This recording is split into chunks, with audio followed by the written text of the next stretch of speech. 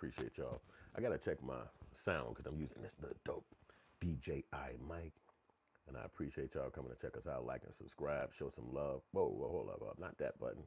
I meant to. Oh, wait a minute. What button is it? They added some new stuff in here. So now the button is a little further down. I see what's going on.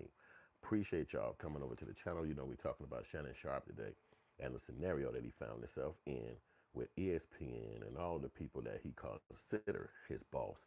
Looks like he got fired, and it ain't a good firing if there's a such thing, because you know what I'm saying, he had a bad deal with a girl, a white girl, some girl he was dating, and it really just kind of crazy for the bro. You know what I'm saying? But you know, what can you say? You're not gonna be able to do people like that. You know what I'm saying? If you're a multimillionaire and you getting it, you know what I'm saying, you ain't gonna be able to trick the chicks. You know what I'm saying? That they are not gonna let you do that.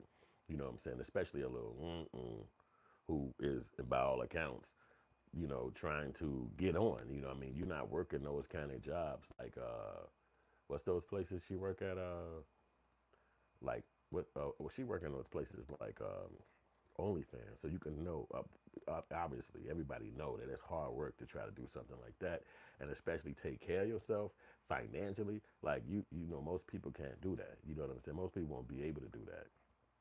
But because you had to be a high level person in that particular gig in order for that to work for you, and I can't see, especially the way she was built, that she was gonna be making the killing. You know what I'm saying? But it's to be determined. You know what I'm saying? Because he still got caught up in the mix on some goofy goof. And what can you say? Because he tried, but it ain't looking good for the broski doski. But at the end of the day, you got to take a chance. You know what I mean? He told ESPN that he was going to be working after he cleared this case up, and ESPN was just like, nah. You know what I mean? Because now the case is over, and it's like, well, I'm about to come back to the work, and they like, no, hell, you ain't. And that's kind of fucked up, because it's like you give them all your time and your effort and your money and your life, and then they turn around and just tell you that you don't have a return date to your gig. It's like, what's wrong with y'all, man? Y'all playing with me, man. But and then they wait for a day like this, which is a special day, because him and his brother are both going to be in the what's that thing called, the NFL Hall of Fame, and that was like today or this weekend. And then they make this announcement where you're not going to be working for the NFL, which is again doing the show, you're doing a commentary and all that stuff. So it's like, damn, man. But you put too many eggs in a basket like that, man. Like, when do these niggas consider themselves a boss? That's the question I have to ask. When do they consider themselves a boss? Because it's like, if you're making money and you got your own podcast, why the fuck you need ESPN? I guess it's a bigger check or something like that. But I don't think they see themselves as bosses. I think that they be mad that they are bosses. I be thinking that they just really just want a white boss. Like, they will do any fucking thing to get it. Like, I need a Caucasian telling me what to do, bringing me some forms. I bring them forms back, and then I tell them, and then they say good work, and then I get to get off work. I go on vacation. Maybe he go on vacation with me and my wife. And I don't understand these dudes. Like, you got podcasts, you making millions of dollars. What the heck would you care about ESPN? Like, why would that make some kind of matter in your life? But goofies is who these people are. But they got the bank account, and that's all we here for, is to see what's going on in their life. But let's get to the content. Let me get y'all to this conversation about this dude. ESPN confirming to NBC it's cutting ties with its NFL commentator Shannon Sharpe. The move coming after Sharpe, of course, the Hall of Fame tight end, settled a lawsuit accusing him of sexual assault and battery. He has previously denied the allegations against him, and he hasn't been on the air since April. NBC News is out to Sharpe and his attorney for comment, although we haven't heard back. Ellison Barber is tracking this one. Ellison, what else do we know? Hey, Hallie, I mean, it is a massive fall from grace for the Hall of Famer turned broadcast giant. As you said, his relationship with ESPN, it is officially over. He had not been on the air at ESPN since this lawsuit was first filed back in April. That was a decision at the time that he and his attorney had said they had made, that he had made on his own, as he dealt with what he described back then as false and disruptive allegations. But look, he's no longer going to be on ESPN, and this is despite the network renegotiating his contract and announcing an expansion of his role on the show First Take just last year. You mentioned it, but no comment from ESPN or Sharpe as of yet. The split, it does come 2 weeks after the attorney who was representing the woman who had accused Sharpe of sexual assault and raping her in the state of Nevada on 2 different occasions, one in late 2024 and one in January of this year. It comes 2 weeks after her attorney announced that they had reached a settlement on that lawsuit. The terms of the settlement were not publicly disclosed. Again, Sharpe has consistently denied any wrongdoing here. He claims that he had a consensual relationship with this woman. Based on court filings in the state of Nevada, she had said that she had met Sharpe back in 2023 at a gym when she was 20 years old, and that they had engaged in a relationship over the course of 2 years. And then again in late 2024, that's when she says she was assaulted by Sharpe, both physically and sexually, and raped at least 2 times. Again, no direct comment from Sharpe at this time. He and his attorney, they had previously said that the decision to step away from his role at ESPN in April was one that he made himself. This no longer a decision he has made himself. This is ESPN splitting from Sharpe. He will not be on that show, on that program, on the network moving forward. That being they did some hard, and they gave him the bricks. I mean, it's like, yo, you was working there, you thought you was in the slot with them, and you call yourself leaving a job. Who could do that? I mean, that even if you're rich, and that just points that out to you. Hit the like button, show love. I appreciate y'all coming to check us out. Black Outrage number 31. Hey, I think it's the 31st as well. But excuse me. You get to see how they don't care about, what he did or with the girl, or was he supposed to get some kind of extra, love. It's like, no, you getting the hell out. And so now on his way back, which he assumed he was going to have a way back, he got shocked back into awareness. And it's like, I think he technically deserved it, because at the end of the day, you got to think about it. It's like, you working and you're going to have your name and face on everything. Like, ESPN, these companies are super big, so they're going to put your face and name on everything. And then you just settle the suit claiming in that world, and a lot of people's world, that shows that you are guilty. That shows that you had something that they was trying to hide. You just wanted to keep that out the news and the media. But reality of it is, you should have been 100. You know what I'm saying? And just kept it a whole beam. You know what I'm saying? And just been like, I ain't do nothing with her, and you should have even told her to beat it. You know what I'm saying? Like, hey, beat it. You know what I'm saying? Like, I don't really want you in my life right now. So it's just crazy how that played out for that bro, man. It's like, what the hell can you say? Let me just write this in here real quick.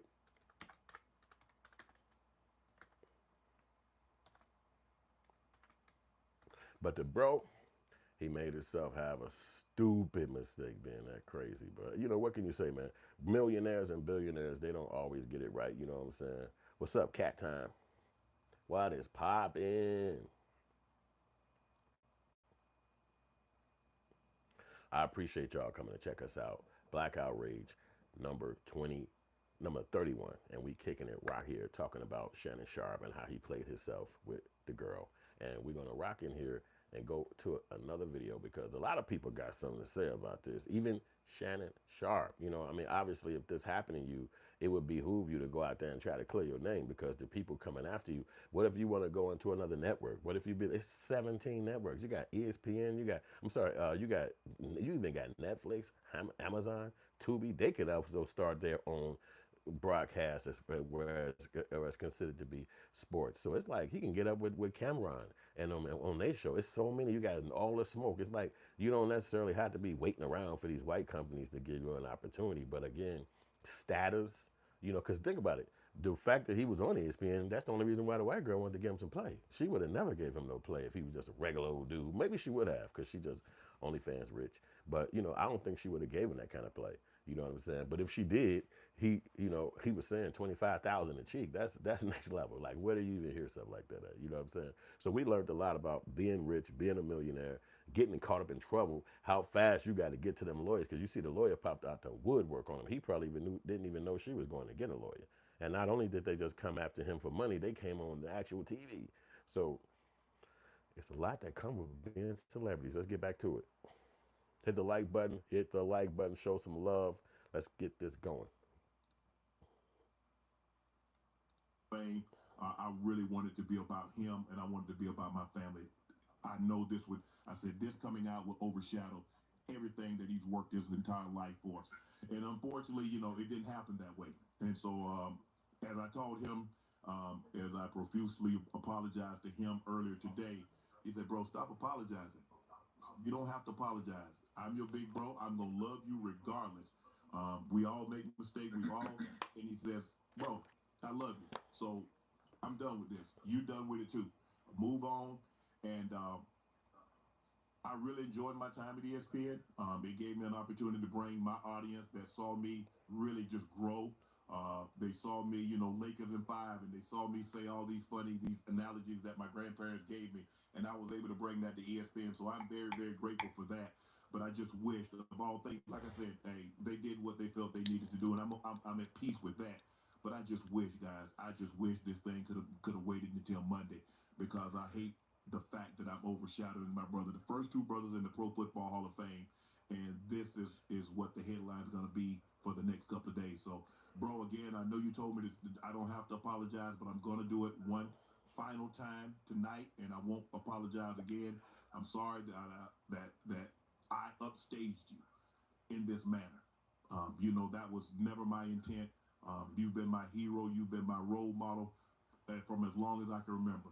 And I apologize, and I thank all my fans for supporting me when I was at ESPN and every place that I've been, be it Club Shay Shay, Nightcap, Undisputed, ESPN. Thank you guys for your support. Damn. So he had to they timed it perfectly. Like, you be thinking you in cahoots with people, or y'all down together, or got some kind of connection, and it ain't like that. They don't even like your ass. Jobs is weird, man. Jobs and management and all of that corporate crap is so freaking weird, man. It's like well, how do you expect yourself? Shannon Sharpe. So, How do you expect to have friendships and shit if everybody could turn coat on you at a job? Even the bosses, the people above, smiling in your face, thinking you cool with them. Y'all got conversation, and then they could just hammer you like this, and it's supposed to be so corporately done that it's not necessarily a guy or a girl you can call responsible for, like, but you've been kicking it with them. Even the executive, the big name dudes, like, they know you, and it's like they chop you like that. Even though it's supposed to be a big weekend for your brother, the whole world of football and sports, they know about this, and it don't matter. It's like, get out. But even at that level, something that is a personal situation, a domestic situation, somebody in your personal life, this goes down, and then it affects you nationwide. Like, I mean, your name is turned to mud all across America because of who you dated, and then the fact that he was like 30 something years older than the chick, is even more telling about your level of what kind of girls you into, or even if you don't even know how to talk to girls. Because again, you got all these chicks that work at ESPN. They got condos, they got big cribs, they got money. They in a hotel. They traveling with the company. They in big hotels with you. They y'all having lunches at points, having conversations about the job. Ain't none of this stuff. They got the work husband, work wife. Ain't none of this stuff turning into no relationships or friendships that you could, after work, y'all both going to y'all bougie life. Hey, let's just meet up on this boat. Let's just meet up out of town. Like, y'all living like you could be having such a great relationship with some chick that's in the same level as you, financially at least, or close. But messing with a girl that's so broke, that's so down and ain't got nothing, then it seems like you dominate. You on a Diddy mode. Like, I'm just gonna tell you what it is. I'm finna put this in the game. What up, Rick? Yo, you gonna listen to me. And the bro went, she was down. You know what I'm saying? She was down. But then, the lawyers pop in and they be like, hey, write it down. Tell me what he did. And then she write it all down. The lawyer read that shit and be like, this a crime? We can make this a crime? You sure this happened? This gonna take him down right here. And so that's really how that's gonna go. The lawyer pop in and be like, just write down everything, tell him everything that happened. Make a recording. I'm gonna read it while I'm driving. And this is what you're hearing it. He could confirm anything, even if you could just have a claim. Because even with the phone call, having a sexual conversation phone call with your girl, that could be looked upon as crazy. Any personal thing that anybody has, 8 billion people, any personal thing that any human has that goes out that they consider private is gonna be embarrassing. If you tell people what you eat, if you tell people what time you eat, if you tell people what clothes you got or what you into, it's going to be opposite of another human, especially if they're from another state or they're on the internet. They're not even going to be knowing what the hell you even into in your town. You know what I'm saying? So it'll be likely that nobody's going to be interested in what you're doing, especially in a bedroom. It can only be embarrassing. So for them to put that out there and him having to have a TV reality of a life, man, that can't do nothing but tear you down. You heard what they said about Diddy, those females that he knew. It wasn't some rumor. It wasn't on TV. It wasn't like this notion or rumor. It literally was the humans he was around 13, 11, 15 years. And they claim this what he do in the bedroom. So how's the world not gonna believe that? Then two separate girls who was never in the bedroom with each other together, they both claim that this happened and you was like this. So it's gonna be kind of no way you can wipe that off. So even if you keep your billions of dollars, the embarrassment can never go away. So technically, if you live in that media world on TV, you're dead while you're alive. And that's the craziness. That's the craziness right there. Because where is Diddy gonna go? Is it like a black cool dude that's gonna be, hey man, they just put a letter on the LGBT list for us. I'm like that too. Is it gonna be anything that he can connect to a group of dudes where he can get on the phone call on Discord and be like, yo, we all gonna talk about how we got? No, it's you, just you, the only one in the world who ever been busted out like this and put on TV. And the same thing with Shannon Sharpe. It's other people who has been busted out like that, but the phone call, your job on ESPN, your internet footprint, man, there's no you known probably in different countries. You know what I'm saying? So it's like these guys, man, they make sure they take down the biggest whale swimming in the room. They don't even care about none of the biggest whale swimming. You going down. So I don't know if it's nature about how that works. Let's get to Shawnee. What's up, Shawnee? Shawnee Brown said, his Eric has got him in trouble. His decisions appear to be based off status. That's a great indictment because that's exactly what had happened. And that's what they took from him. That's exactly what they yanked from him. Like, yo, your status is yanked. But see, he could still reinvigorate and reverberate himself. He don't have to, again, if you come from a boss mentality or I don't know, CEO mentality, you're not necessarily waking up to go fit in with other groups. So for instance, if you sell syrup, you have a syrup company, it's other syrup companies. You're not gonna care about what they put in the ingredients or how much they sell. You're trying to get your jump off the ground. But these guys don't feel that. They see the ESPNs, these are so big of a brand, and they've already got some kind of connection with them being sports people that they want to be on the inside. And they just could be the check. It could be that he did this, and this is why they probably smack him upside the head. How much do y'all want for this suit? Okay, 20 million? Yeah. How much is my contract over here at ESPN for 1 year? 42 million? Okay, let's bet. Let's do it. And so they cut that. So now when you thought that money was going to replenish what you had to spend, it's cut. And that's what really the punch is in the stomach.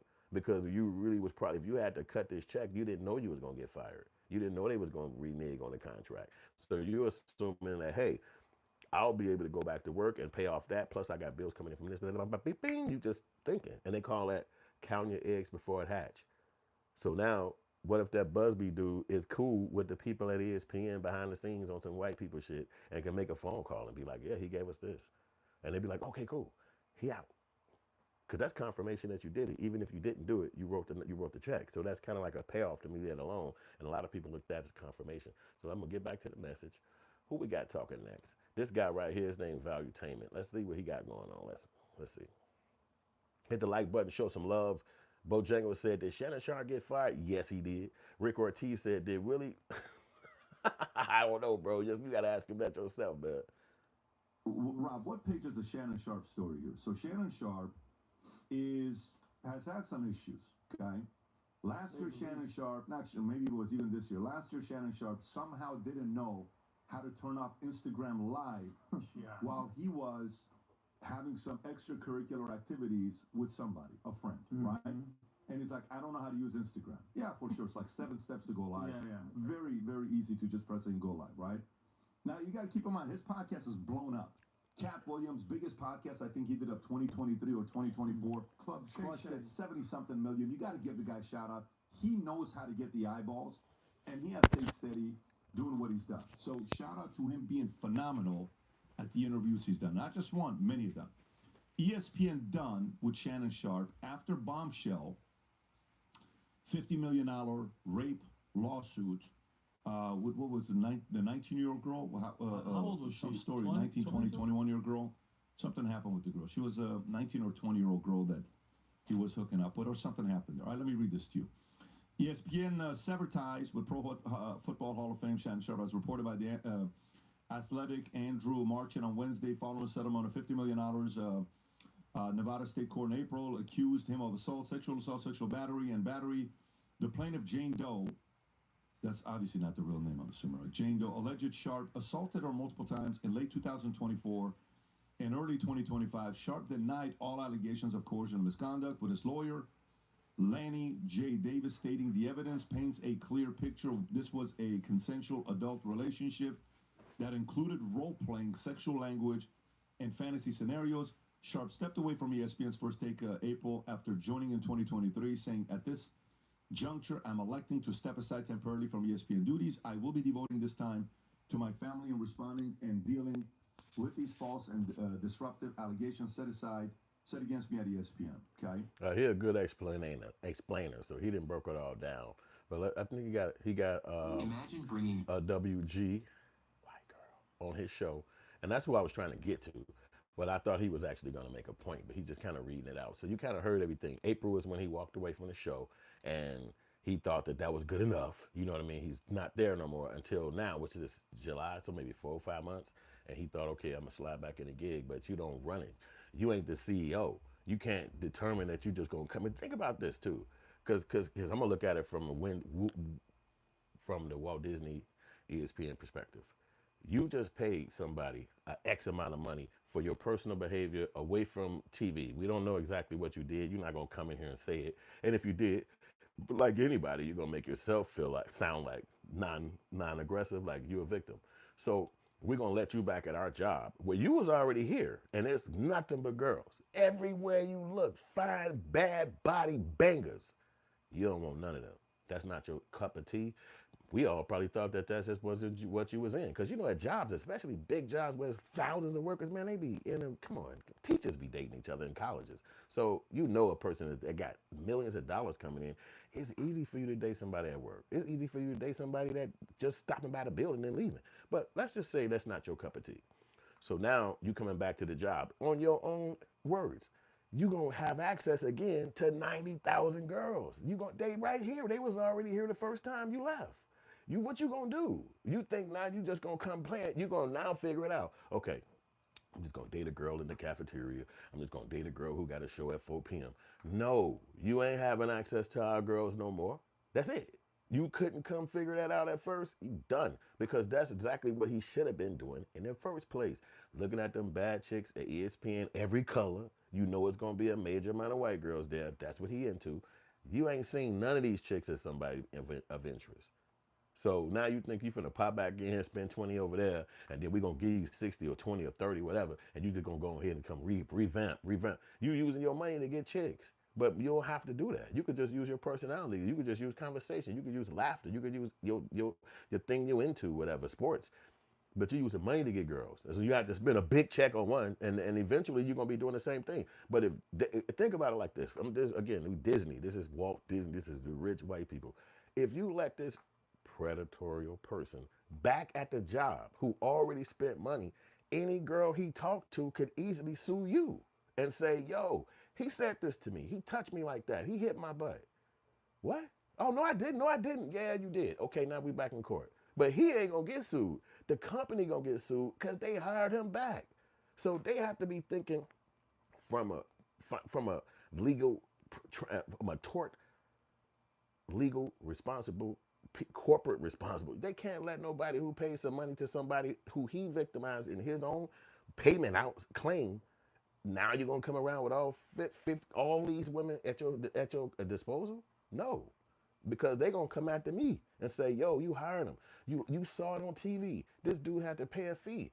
He didn't tell y'all what he paid. He didn't have to come and say nothing to y'all. We just hired him again because he was a big celebrity. I bet. Now you got to pay me. So they got to think like, nah, you can't come back in. Because if you want white girls, they out in the world. You might as well just go get them out there, man. You go on a hike or something. I don't know what you got to do.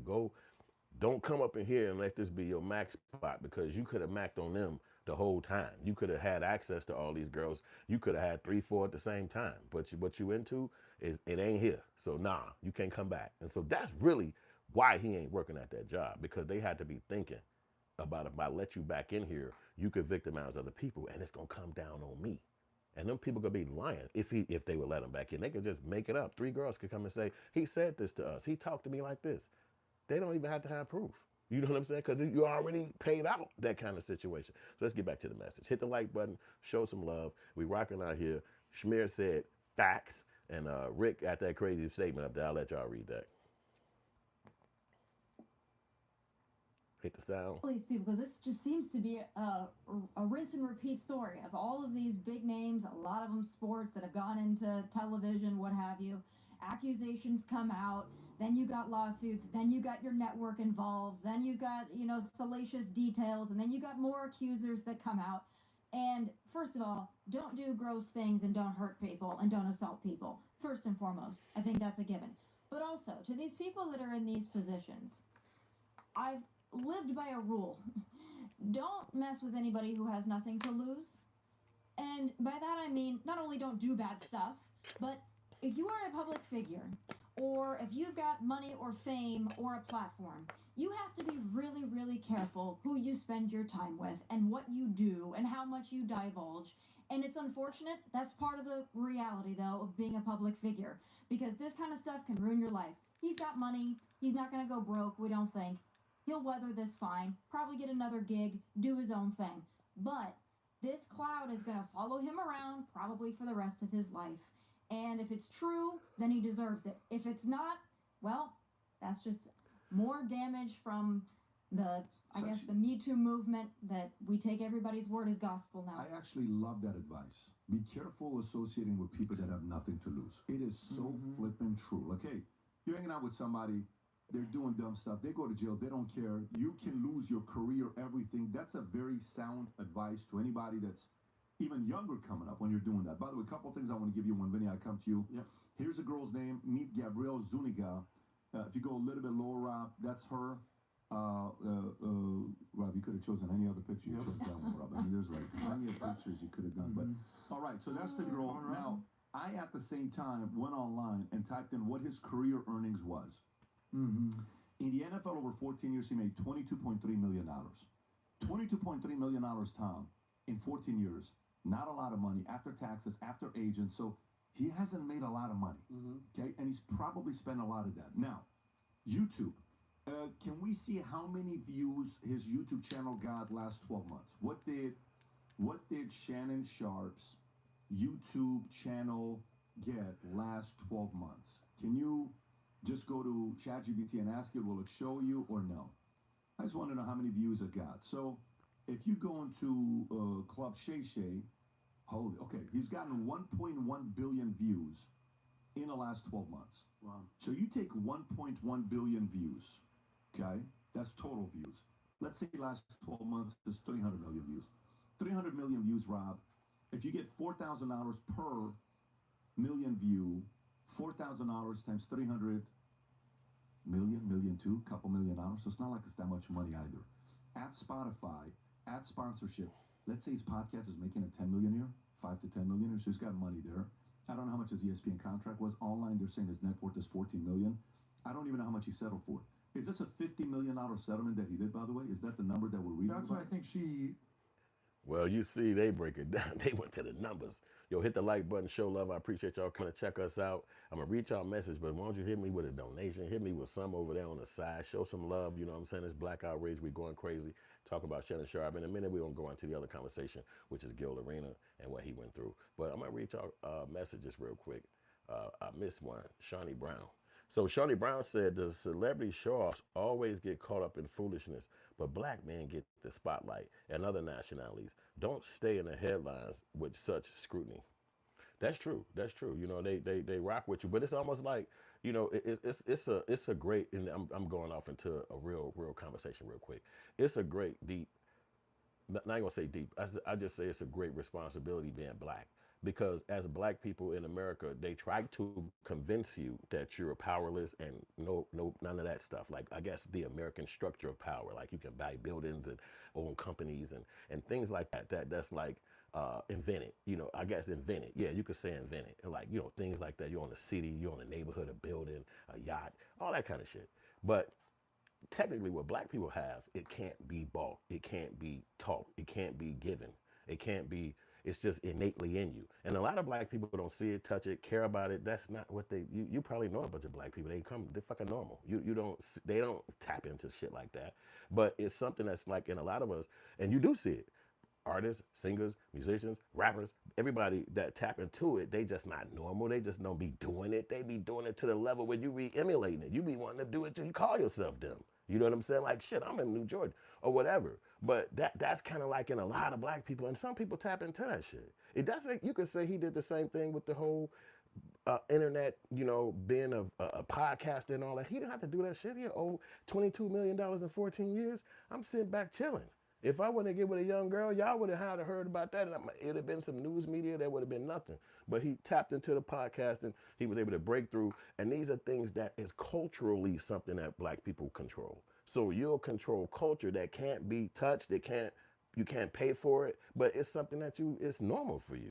It's okay. Look, let's go make this new music. Let's go make this new thing. And it becomes something that the whole world, let's make this new dance. Let's make this new word. You don't even think you're doing it, but when the world get it, it becomes something bigger than you can imagine. And you're sitting back like, damn. And that's what this guy tapped into. And so whereas they could take him away from their building or their business, he's still gonna have cultural control. And he's still gonna have that. And you could say, oh, he's fired from here, trying to give those companies prestige. We fired you. Who cares? People get fired every damn day. People get fired and shoot the building up. People get fired and start a company and be successful. He already successful. So getting fired don't mean nothing. It's like you broke up with your old girlfriend, but you got a bad Beyonce chick in front of you. Like, do I really care about how bad she is? Not really. So tapping into him, breaking into his money and all that, he's rich even if off the NFL. Forget the YouTube shit because he don't even have to do that. And he could sit back rich anyway. So saying that a billion sales or a billion views is not some kind of money, they're going to be paying you forever. They're going to constantly be paying you because people are going to still be tuning in. And imagine if YouTube turned into some stuff where they put it on TVs and it's like something you can't deny no more, he's still going to be getting paid for 10, 20, 30 years down the future. When ESPN, when they would have wanted to retire him or cut his contract at some point, he's still going to be getting paid from YouTube. So, and other platforms, the Spotify's. So it's not so much about the money. It's more of about him having a way to control his own message because, again, that's something that can't be taken from him. The control that you have as far as a black person putting out a cultural component that can't nobody deny, and you have access to the whole entire world through your platform, that's control. That's power right there. You know what I'm saying? So it's not necessarily connected to what the company do or whatever, because people ain't no damn body, especially if you're somebody that got you a statement to the world. We always going to believe the people we care about. We're not going to really care about what the media is saying. Let's get to Tyrell V. He said he messed up, but this shouldn't call for no celebration. Yeah, I mean, but some people do like to see the fall. You know what I mean? Just like the rise. It's media, it's TV, it's you know what I mean? The rags to riches, and then the person from the riches go back down. It's basically something to pay attention to. It's something in media. It's like, wow, did you see that? Can you imagine somebody so small took down somebody so big? It's like, damn, and then it was over, SEX. It's like, damn, you couldn't control yourself. So it's just something to pay attention to. Yo, we got Tyrell. He said for it. Yo, hit the like button, show love. Daryl Johnson said, let them be a reminder to all men. Don't think with the wrong head. Yeah. Because everybody going to make that mistake at some point, especially when you're young. That's what make this really a salacious story. This dude, 56 years old. You would assume he had these type of events and kicked it with girls and been in people's face. And you would assume that. You wouldn't know because the NFL, girls everywhere, the hotels, you traveling. But he really could have just been a focused person in there hitting the weights, running and doing his stuff. Like, I'm going to get in the Hall of Fame one day. Like, he could have literally just been focused and didn't care so much about that. But now you older, you know, everything coming at you at once like this. You got all this support from people who rock with you. It's like, I want this to work. I'm good. You know what I'm saying? So we'll see what the other message came in. Blacks don't get, okay. Well, I think what my bro said, Tyrell said, especially blacks don't get the luxury of making mistakes. Nah, not really. They don't. Jay Money said, what up, keep spinning the word. Respect. Appreciate you, bro. Steve O'Stunner said, some people call it soul. That's the facts. Some people did, yeah, especially before our time. And Tyrell said, I feel like other African descendants and Africans also don't. Wow. Yeah, I believe that too. I think that, that was a cold one right there. I think I'm going to read that one again. He said, Tyrell said, I feel like other African descendants and Africans also don't. And I agree. Yo, Shawnee Brown, Wow, I appreciate you so much. You the one. You the one. You the one. You the 1 million. Let's say that. You the 1 million. I'm grateful for your support right there. You know what I'm saying? Thank you. Thank you 1 million. She's showing love. Everybody show love to Shani Brown because she just made it happen. Yo, so and I say Tyrell, I feel like yeah, that's a deep point because I agree with you on that. That's why I'm agreeing with. I really agree with you on that. You know, when I thought about making a podcast called Black Outrage, I said, but you're not gonna be able to fit in with white people. As soon as they see this, they're gonna be like, nah, what? Why would a black man do that? And I said, it's probably got to be somebody else out there that got a podcast called Black Outrage. There's fucking millions of us. I mean, come on, we always talk about what we deal with as black people. I know it got to be, and you couldn't find it. And I was like, well, wait a minute. So it's not. That don't make no damn sense. I said, so I'm the only one going to have a podcast called Black Outrage? I said, hell yeah, perfect. And then I started talking and I started having communication and kicking it with people. And I like it because all of the stuff that we can discuss over here, they won't talk about it because they're trying to fit in with the other race. And it's not that that's a bad thing. There's nothing wrong with it. I'm not dissing it because if that's what you're into, if that's what you like to do it. But my point about it is that the message still got to be said and heard, and that don't mean if I gotta get kicked out or nobody likes me, then that's a part of life. I mean, you just ain't gonna fit in with everybody. But the message still should be said and get out and spoken on because it's not even just this subject, but all the other subjects we talk about, it need to be talked about. I just believe that. Tyrell said, I feel like other African descendants and other friends don't understand us complaining since most of them are majority in the country and not the minority. And that's a fact.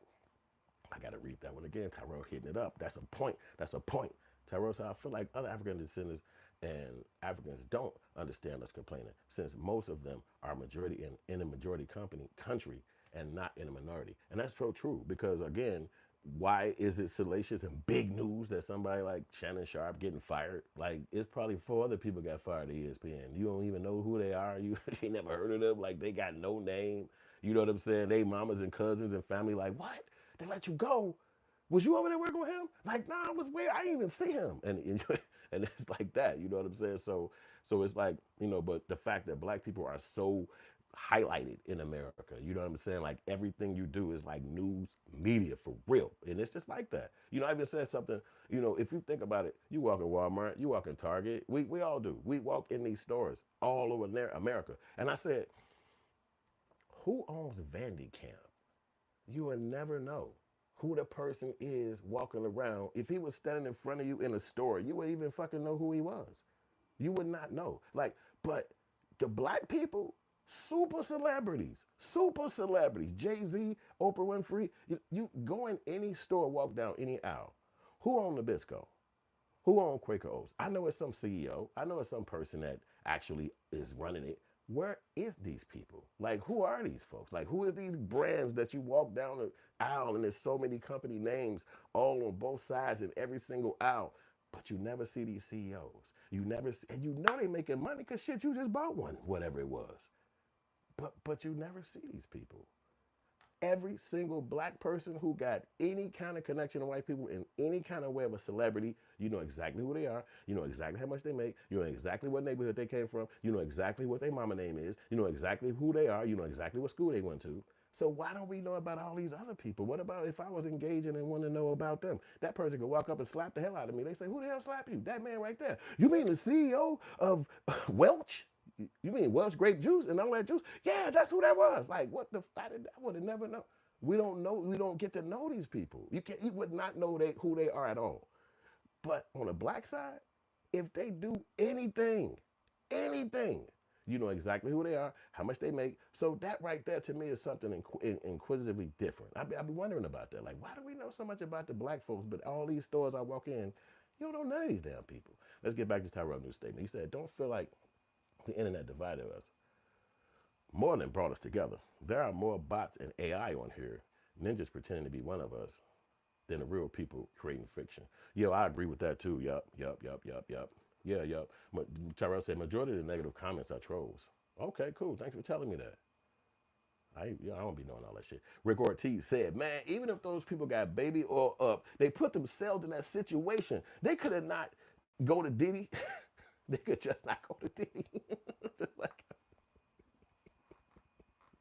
And I agree with you on that, my bro. I'm not even finna lie, man. I'm not gonna lie on that, bro. I appreciate that. Yo, hit the like button, show love.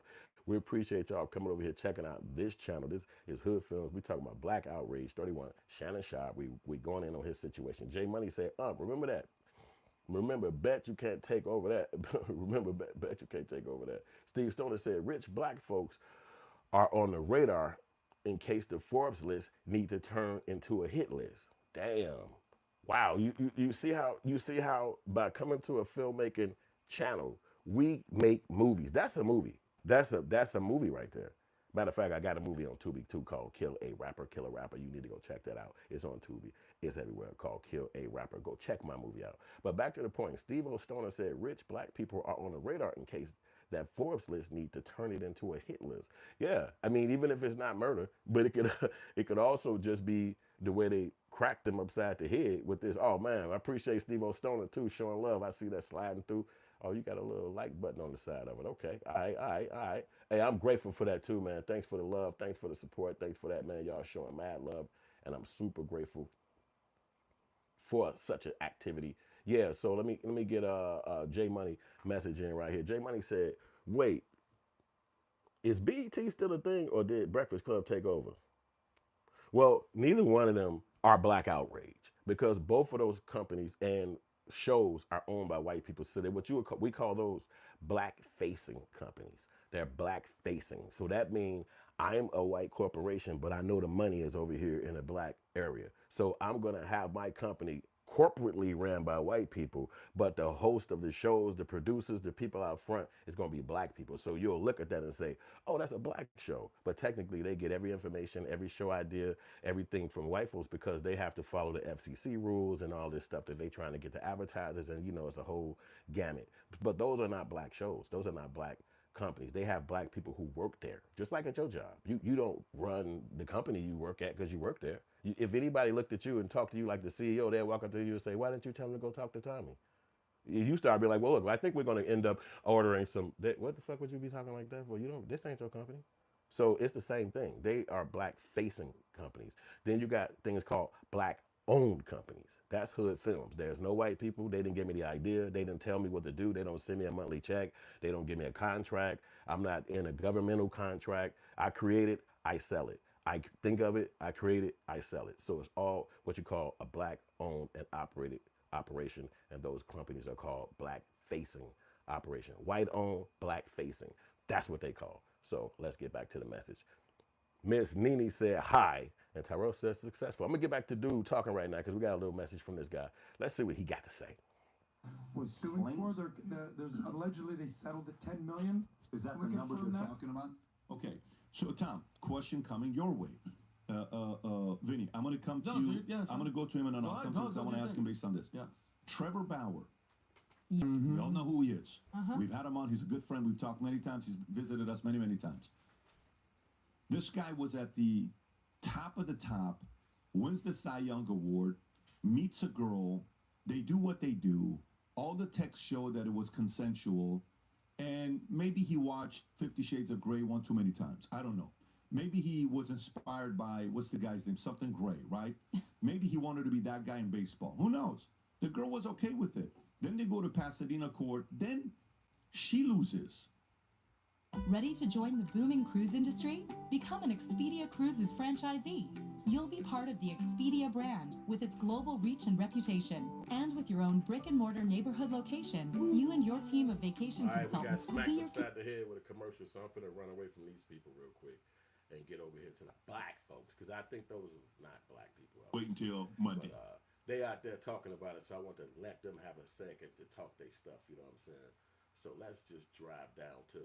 This one of the people who I rock with a lot of times. His name is O'Shea Duke Jackson. He a black dude, and he be on that talking, but he lives in another country. He don't live in America no more. But I like his takes because from another country in Africa, he gets to talk about the stuff happening in America. He used to live here, blah, blah, blah, blah. If you want to rock his show, it's called O'Shea Duke Jackson, just like I spoke, just like it's spelled. So y'all need to hit the like button, show some love, hit up the little dough, send a little something so we can keep this show going. It's not easy doing this. Beginning to start next week, I think this week, and they just fired him. Damn. Shannon Sharpe had left Fox Sports in 2023. By the time he was leaving the show with him and Skip Bayless, Everything was all good. He was joining First Take on ESPN, and he started August 2023. And of course, those episodes was hit. But that wasn't the biggest thing coming his way. Fast forward! January 2024, Shannon Sharpe would shock the world with one of the greatest podcast interviews of all time, the Cat Williams episode. And from there, everything started to come into fruition. He was on ESPN making a lot of money. Nightcap with Chad Ochocinco was popping, and the brand deals were coming in. Not to mention, he came up with his own liquor. Shannon Sharpe couldn't be stopped. Money was coming in everywhere. He's making more money in a year than he probably made in his entire NFL career. But there was a problem. Shannon Sharpe got a little beside himself. And of course, like most guys, you can think that you're unstoppable until he met a 20-year-old by the name of Gabriella Zuniga. She worked at a gym that he was visiting, and of course, we all know that Shannon loves those white women. And even though she was 20 and he was in his late 50s, that didn't stop the clapping from coming on. And clapping is exactly what Shannon Sharpe did. And clapping a lot, and clapping a lot, and clapping a lot, until he got hit with a lawsuit. What? A lawsuit. Yes. One that was, in many cases, what he would consider maybe frivolous. I mean, that's how he took it at first, because she went and got with Tony Busby, a famous lawyer known for shaking down black men. Tony Busby shook down Deshaun Watson and won. Tried it with Jay-Z and lost. But hey, third time's a charm. He had a lot of evidence on Shannon Sharpe, and Shannon Sharpe was shook. For whatever reason, Gabriella Zuniga had a lot of text messages, voicemails. She had some information on Shannon Sharpe that literally could ruin his career. Now, we want to be honest. Shannon Sharpe has prior history of women in the past talking about how he was abusive, and this also happened on a previous network that he was on. So he's not squeaky clean in all of this, but he was shook. He turned down the first offer, which was to settle out of court. He wasn't going to go with that. And then they hit him with the $50 million lawsuit.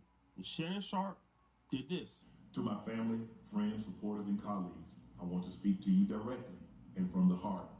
This is a shakedown. I'm going to be open, transparent, and defend myself because this isn't right.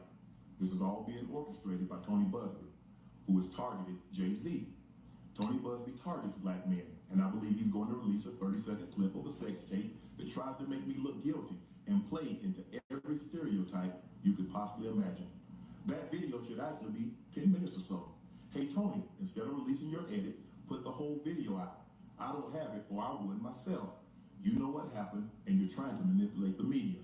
The encounter in question took place during the day at her invitation, and now that appears to be a deliberate setup, coordinated by Gabby, also known as Carly on OnlyFans. Boy, y'all sit your stupid ass down. It's just too embarrassing. I gotta laugh for a minute because this nigga said the shit he said is so wickedly crazy.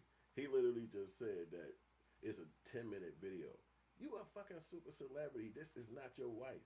Why would you be making a video with some chick that ain't your boo-boo forever? Like, this my baby. And now, okay, we're gonna do. You got a video with some chick on the OnlyFans named Carly? I think she convinced him to make it and said, I never say nothing. Come on. This is, again, what that person said earlier. Make sure that you messing with somebody that got something to lose. Because she only got OnlyFans. She could literally say, remove account, and that's it. You know what I'm saying? It's over with. She could start a whole new one. So, but you got millions of dollars, fan bases, platforms, bougie jobs, cribs, houses, kids. Ain't none of this stuff leveraging for you to say, I'm not finna get naked in front of this camera. Like, why are you even taking all your clothes off? Like, this is some stuff you probably, they teach you. You know what I'm saying? He probably gonna take a boo-boo and to get naked and take 40 minutes. You're like, what the fuck? I thought you was running the bathroom. Like, what is this dude doing? So it's like some stuff, it's like you can't really know how other people operate. But when they come out like this, you can judge it. So Frank D. Tank says, Zuniga isn't white. That's Latina. I mean, she might be, but in her face, that's what she looked like. So hit the like button, show some love. Send a little dough to your boy. I appreciate y'all hitting us up. Black Outrage, number 31. And it's the 31st day. See, we've been rocking every day. Let's get to the message. No, Shannon Sharpe did something that was a buster move. He mentioned Jay-Z, which I thought was weak. Like, bro, like, Jay-Z wasn't in the room with you when you was clapping cheeks. He's right, you know. But again, he thought that everything was going to go his way. Yeah, it went his way. It went the other way. Got him! Shannon Sharpe made what he thought was the right move. He'll step away from ESPN and handle this, and once this kind of goes away, he'll come back to the network. Sounds smart. You don't bring any drama to your employer while you're dealing with your dirt. Handle your dirt. You come back to the network. All will be good. But then something happened in the meantime. Shannon Sharpe decided to go ahead and settle. We don't know how much money it was, but people started to believe that he settled for $23 million. He called black women gold diggers. He told his own children, that he should be the last option that they are able to call whenever they need help. He didn't even want to pay for his own, I believe it was his daughter's wedding. He was a willing participant. He was a willing participant in every single thing that he did, and I don't feel sorry for him. The universe sent him signs. See that right there, that's what I don't like right there. When you come out and you start disrespecting your kids and treating them like they supposed to have some kind of same status as you or did something on a level as you, that's crazy. Because when you see people that got that kind of money, the last thing they do is disrespect their kids. Even Donald Trump's father gave him money to start his own business. And look what he did, turned into $1 billion industry, whether you like him or not. That came from your family. It came from your people. But you telling these kids, no. But now you get caught up in a mess, and every dollar that you could have been giving them to start businesses and failing at it, $22 million, if that was, let's just say $10 million. They could have failed at 75 businesses a piece and then been like, well, Dad, I guess I am going to get a job. And he could have been like, God, it was $22 million. But that was well spent money versus giving it to some random Latina or white girl that you ain't never finna see again in life. You're never finna see her again in life. She get to go away and disappear. She ain't looking to be a celebrity. She can cut her OnlyFans now and get back to life while you sitting up here embarrassed and the whole world talking about what you like to do in the bedroom. Of all conversations, that's what's swirling. It seemed like no matter what it comes down to when it comes to black guys, that's the conversation. It'd be like, man, did you know that it was a fire and it burnt down, like it was at least seven floors burnt? He'd be like, yeah, but who was he dating? What relationship was it? Did you see what his girl looked like? Like, what the hell even matter? You know, who survived? But that's the conversation that it is mostly when it comes to black guys. That's everybody want to know. That's everybody want to see who you dating, what you got going on. It's so stupid, but it's the way it is. You know what I'm saying? So guys like him should be a little bit more smarter, because obviously it's gonna be a bad look on you when you got to have your message go out there and get fired from your job. Like, how embarrassing is that? All this holiday season finna come up. Everybody you know so much about the sports that you can't put that message out to the biggest platform like that. But if you just come and keep thinking and keep building, he wouldn't even need them. I don't think he would even need ESPN. And that's probably what they was thinking too, like, man, let this dude go and let him have the internet, because the internet is such a huge thing, and it's like, they're really going to be competing with that, having his name being swirling in the bad news, and then he on their network. It's like, it's combating each other. You know what I'm saying? Tyrell said, I'm not even the biggest Shannon Sharpe fan, even though he don't do interviews. He got good interviews, but even he said, but we all know that this is what this is about. They don't want another prosperous era of black brothers and sisters. I kind of agree with that, but let me explain to you why I don't agree with that statement, my brother Tyrell. He ain't doing nothing for the black people culture. He's not opening a business in several cities that's hiring people. He's not putting a product out in the different stores around America or whatever that's selling, and they can also build something. That's not what they're doing. They're not building a corporation level security service that's in every different state, and then you go there, train to be a job, get your FOID card, and you can get a job somewhere. They're not building things like that. These dudes is chasing white girls. There's nothing wrong with it. It's their money. It's their life. But to think that the government of America is trying to take them down because they like white girls, no, they doing this to themselves. It's self-infliction. You want something, you went for it, it bit you. You learn. You know, you have to learn. Your mother tell you don't put your hand on the fire of the stove.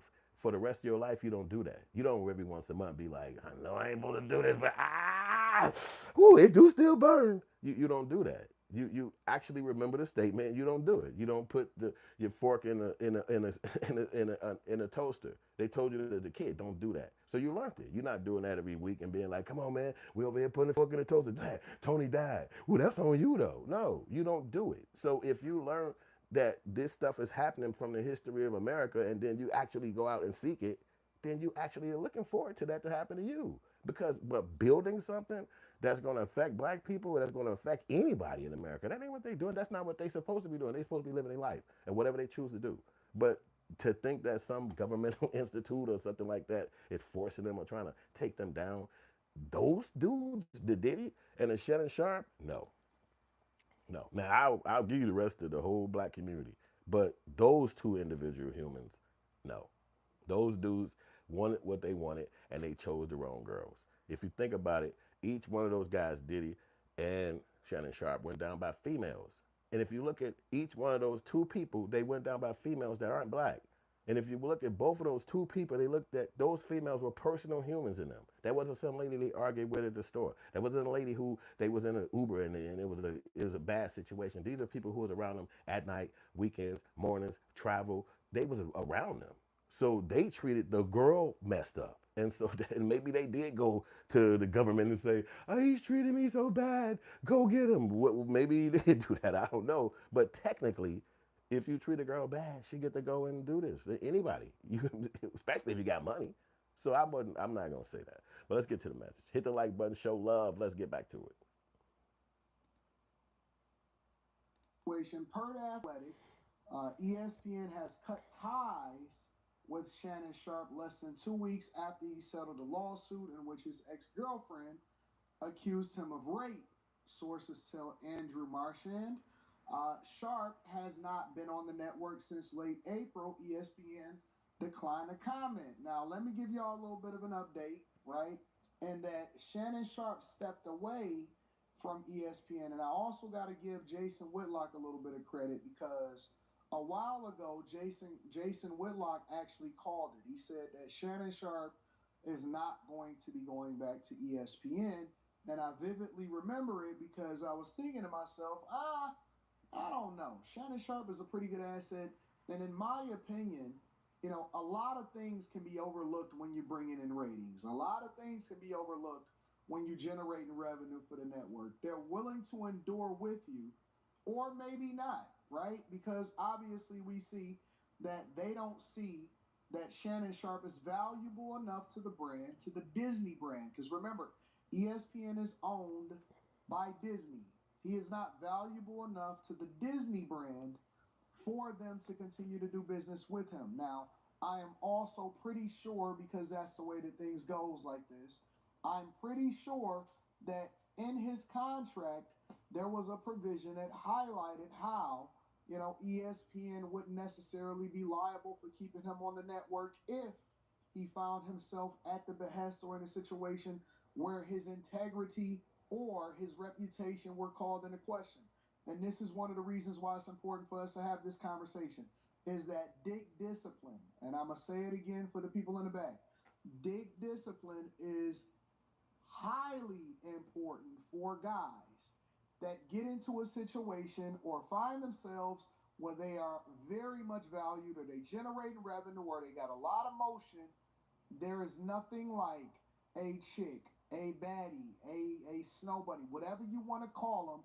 There is nothing like a woman to stop the motion that has a highly, very, very highly efficient fleecing lawyer on their side to help themselves retire at your best. And they successfully did it. They successfully finessed. I don't believe that Shannon Sharpe was guilty of the things he was being accused. But when you are a public figure, it really doesn't matter whether or not you believe it or not. The only thing that matters is public perception and whether or not you are going to be a hindrance to the brands you do business with. Now, yeah, well, that's a good little analysis right there. But I do, yeah. I mean, you know, everybody got their opinion about this cat, Antoine Daniels. You know, Anton. Daniel. So, but it is what it is. But he did say a good point that you at work, it's a job that you're supposed to come to, and you out here getting caught up in this kind of situation. It's gonna look too bad for the business, and then nobody want to play with that. You know what I'm saying? Because you got to think, everybody got discipline that's at work. We all operate under the Discipline Act because you might already be in a relationship, or you just can't trust the girl. You know what I mean? It's even situations where people go visit chicks, and then some other guy come over, and it's a big old, maybe even a murder sometimes. So you don't really want to put yourself in them kind of scenarios. You know what I'm saying? But if you're a multimillionaire, I would assume that you probably have talked to girls a lot more sooner than when you got the big check. That's the assumption. Now, if you got it overnight, win the lottery, whatever, that's different. But if, you would assume these guys have had way more relationships, way more interaction with girls, and that they could actually get more something out of the game. But you know what I'm saying? It seemed like as soon as they get around the white girls, they can't control themselves. It's just that simple, man. It's just like that simple. It's like when they get around them, all hats is off. I'm just gonna do what I gotta do. You know what I'm saying? So I'm gonna take a little switch, and we're gonna go over to your broski Gilbert Arenas doing what he did and all that. So we're gonna go right into the message. Gilbert Arenas is caught up in a scenario. I'm gonna let them talk about it because my boy mentioned this company.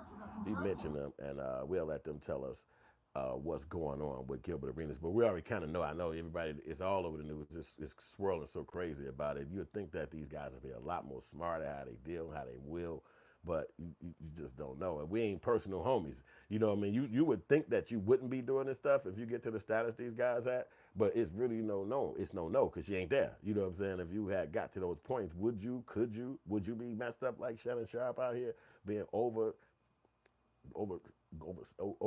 freaky with some opposite, you know what I'm saying, color? Let's see, man. I don't know. Let's see what she got to say right here. This girl, you already know, I think she on a Breakfast Club. Let's go.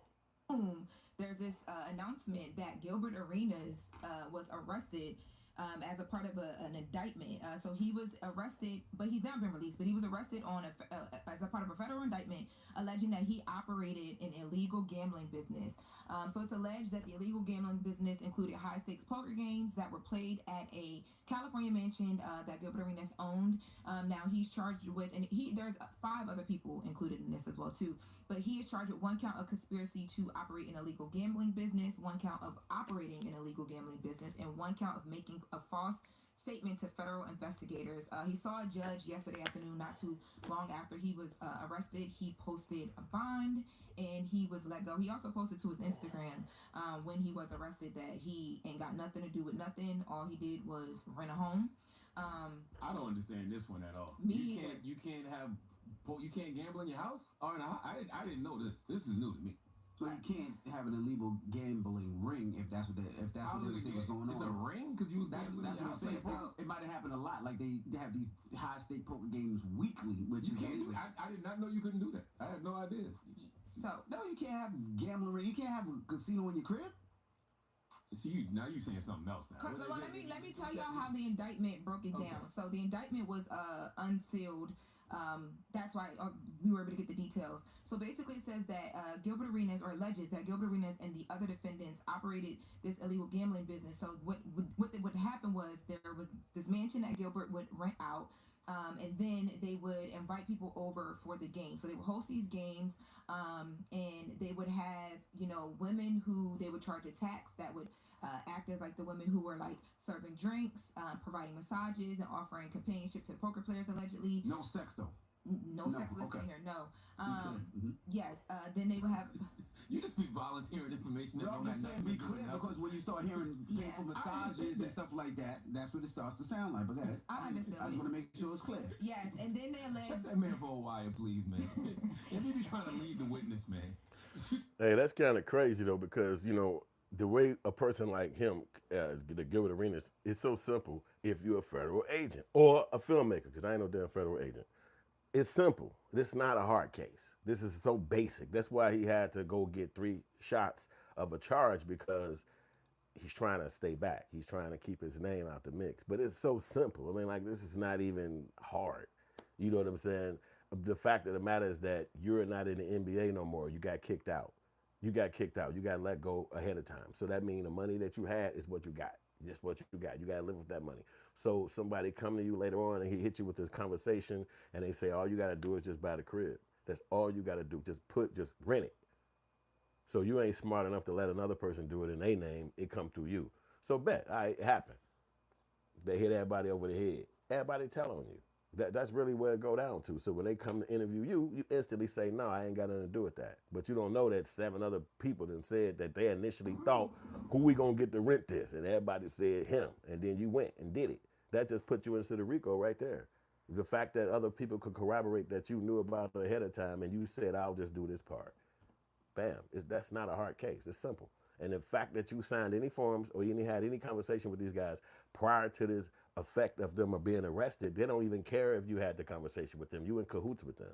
So you automatically going to get smacked upside the head. That's so weak and so basic. However, he put himself in that situation and you got to go down for it. I mean, come on. You an NBA player. You had dumb money. Well, I don't even understand gambling because, I mean, as I said a time before, my father told us as I was a kid about gambling fever. And so we was children, so we was like, what do you mean? Gambling fever? What, you get sick? You got to lay in the bed like a fever? He was like, no, gambling fever is when you start winning and you can't stop. And it feels so good that you winning that no matter how much you can make $1 million while you winning, you will end up spinning it right back. And I mean, you a kid, you like, if I made $1 million gambling, I'm leaving. And then you get a little older, you start playing around with some kind of gambling, whatever area you're in, and then you start winning. And then you start saying, oh my God, I didn't even know I was this good. Then it hit you in your head like, oh, this gambling fever? And you be like, yeah, I'm stopping. I'm done. But otherwise, if you didn't even, my father told us this when I was a kid, because I was a young kid, but I just never forgot it. So maybe these dudes was gamblers, you know, people who gambled a lot, basketball player, whatever, they gamble. And then now somebody coming to you with this idea and it's like, hell yeah. And then you got a whole ring happening, 20 people, girls, food, cars, valet parkers. Come on, man. Y'all ain't got no corporation. Y'all ain't did no effect. You just basically like, I don't know what they doing over there. I just got an Airbnb. Boy, white people been seen through that, man. They been knew the people operate like that. Come on, you should have saw that coming. Come on, man. They not the smartest dudes in the room. Come on, man. Either you in with them or you ain't in with them. Because as soon as something go down, people are going to tell. That's it. Now you talking about a ring, you talking about 15 people, 26 people involved, even if it's 4 people, somebody gonna say something. So let's get what Gilbert Arenas got to say. He looked like he made a statement over here. Let's see what he said. You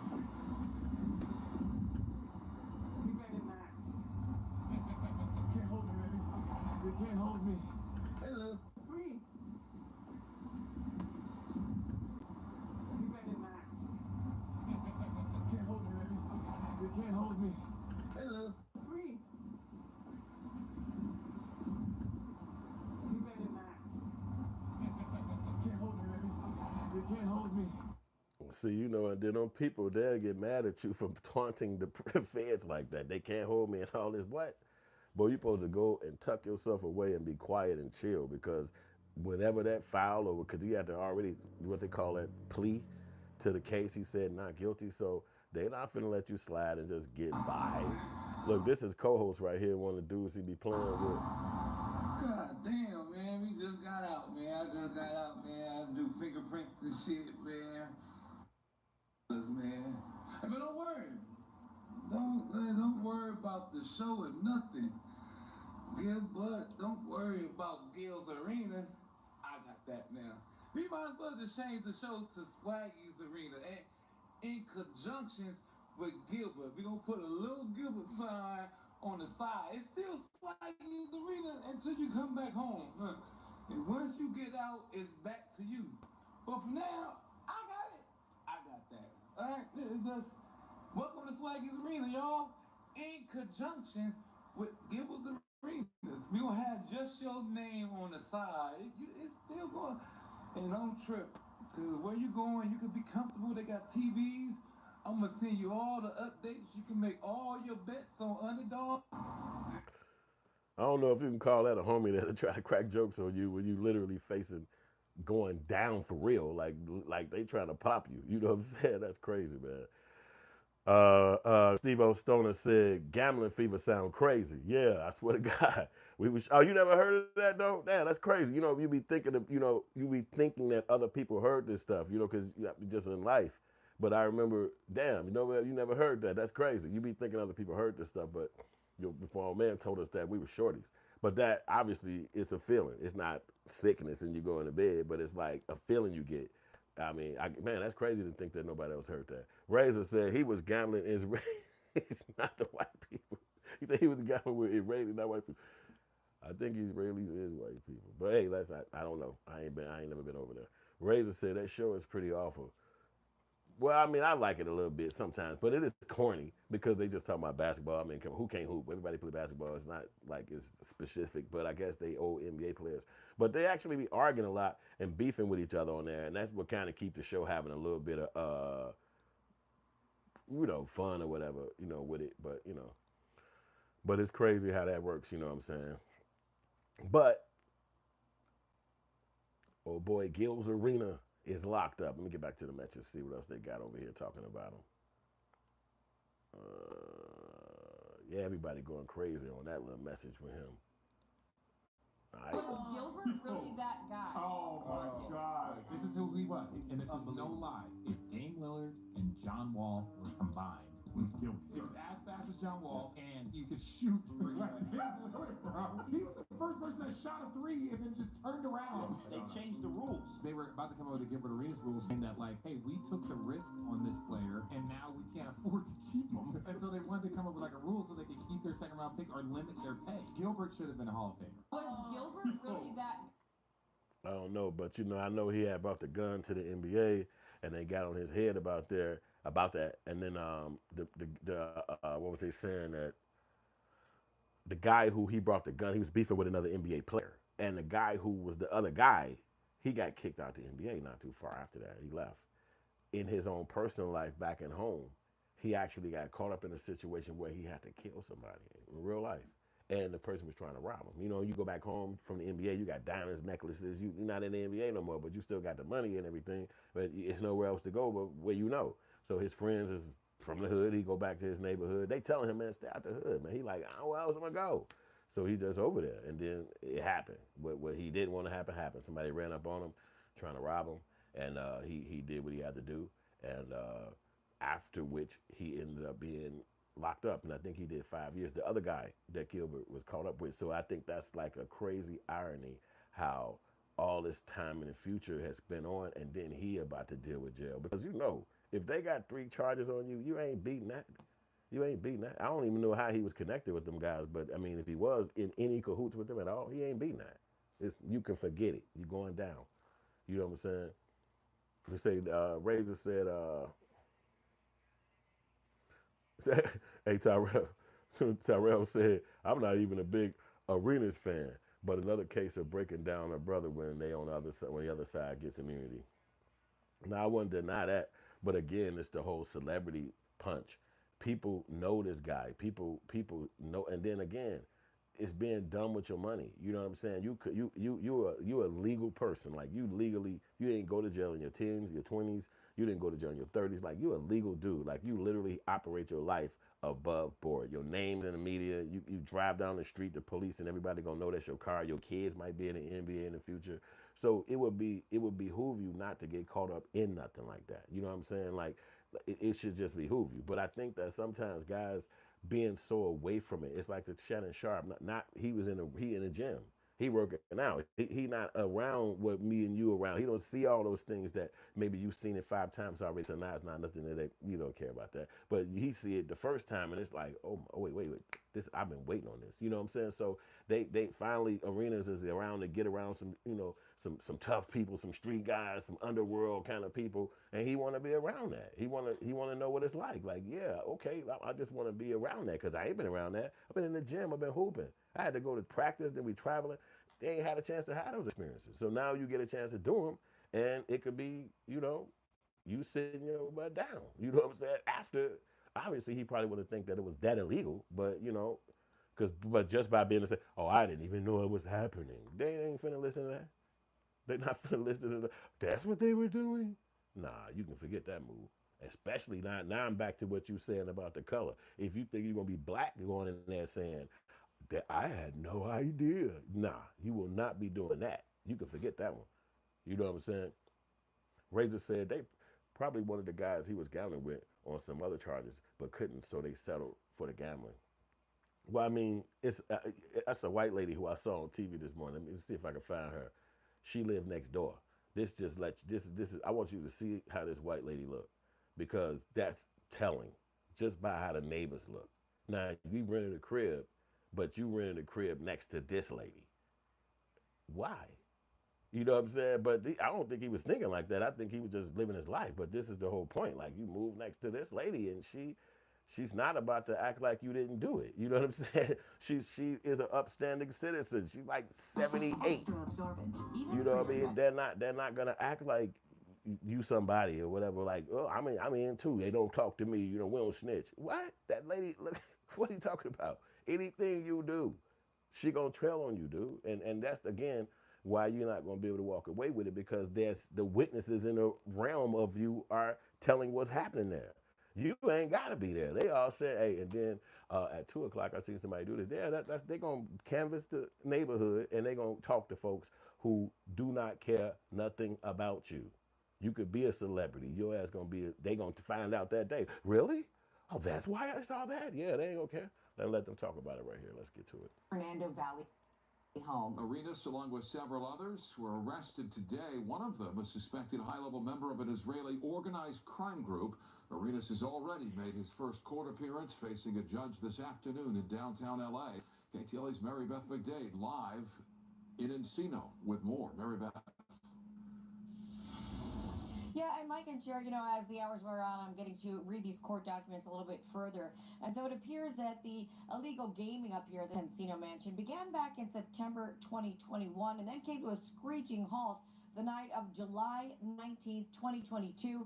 That's when the feds raided this Encino Mansion. And at the time, there were 26 high-stakes poker players inside, as well as a lot of staff that were made up of young women, chefs, valets, and security guards.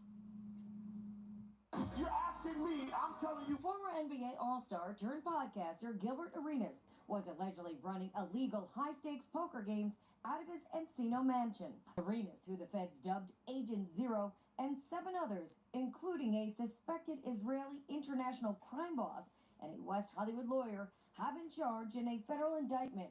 The former Washington Wizards player is accused of renting out his Encino mansion on Gable Drive for the illegal games, which were allegedly hosted by his co-conspirators.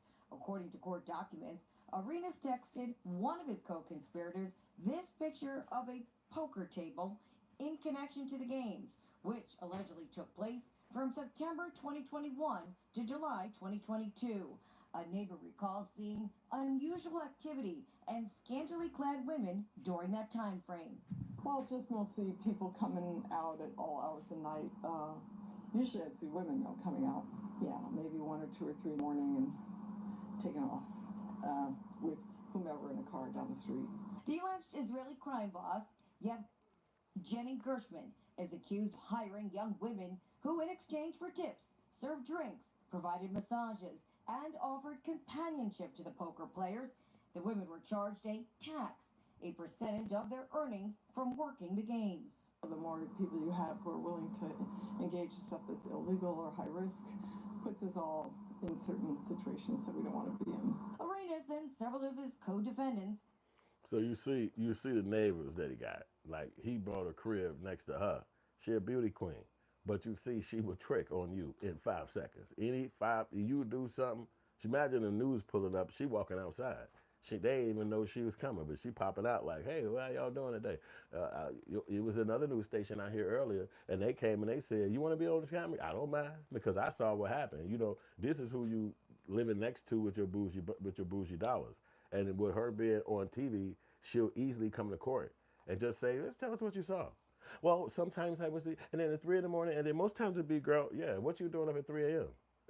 But it's her business, it's her crib. She could be up at 3 a.m., but that's what the problem is right there. You know what I'm saying? Show some love, y'all. Send some donations over here to your boy.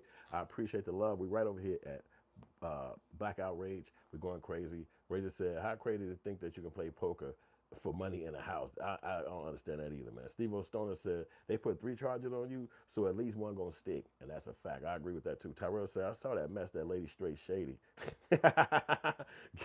Yo, Tyrell, they making Gilbert look like he was running the crime syndicate. Yeah, you couldn't see it because of the green screen, but he actually had a poker table that say Gilbert Arenas Poker. So come on, you literally ordered that and then gonna say you ain't a part of the indictment. Too much. You texted that to one of the people they indicted. You see how crazy that is. You could be like, it's my homie. I'm thinking about getting in the game. Nah, well, you figure it out in jail. And then maybe he could pay his way out. Maybe he gonna get Diddy lawyers and be like, I'm not putting myself in this. You know, I'm not going down like that, man. What Diddy lawyers at? Reggie said it sounded like he got duped into hosting it. You get it? Now you understand what's you get it now? You understand how it work in the game? You the lame. So they basically like, yeah, dude want to be around us. So instead of putting it in what's the name crib this time, we just get dude to do it. And they be like, okay, cool, tell him. Hey, we need you to, he be like, oh man, yeah, man, where's that? Okay, cool. I got that. He not thinking about, well, he just want to be around. He want to be in. He want to be down. He Cassie. He just trying to be down with them. They around him like, yeah, then, you know, we gotta try to take a stake of the talk. He like, what y'all be doing that? Oh man. We ain't do that where I was from. Man, we was at the game hooping. He like, man, telling everybody, boy, and then I got these dudes, boy, man, you should see, man, he just excited to be around some people that he ain't really been around. He's not, you're a black dude from some city. He ain't been around them kind of folks. So now they hit him up, game him, they're doing a spot rented, they do what they want to do. And he just got one job. He got one job. And what's his job? You could tell me right in the comment section if you understand what Gilbert Arenas' job was in that situation with those dudes. And I'll tell you in, let's say 10 seconds, I'll tell you. All right, that's enough time. Don't ever come to the spot. That's it.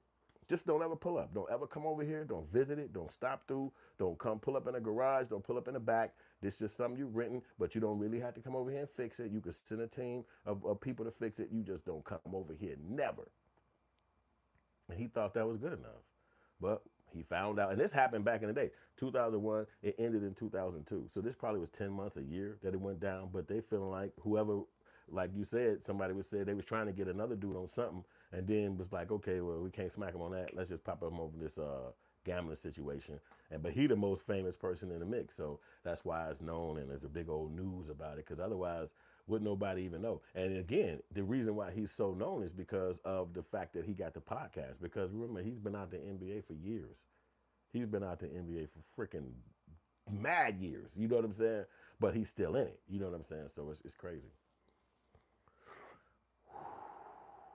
All right, let's get back to the message. I'll let that play for a second.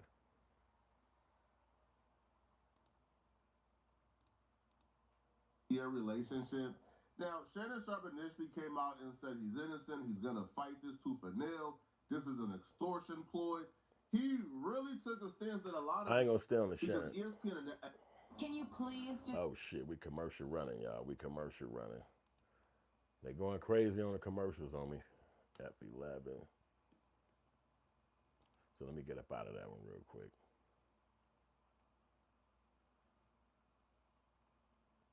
And I just click this brother, let him talk about it real quick.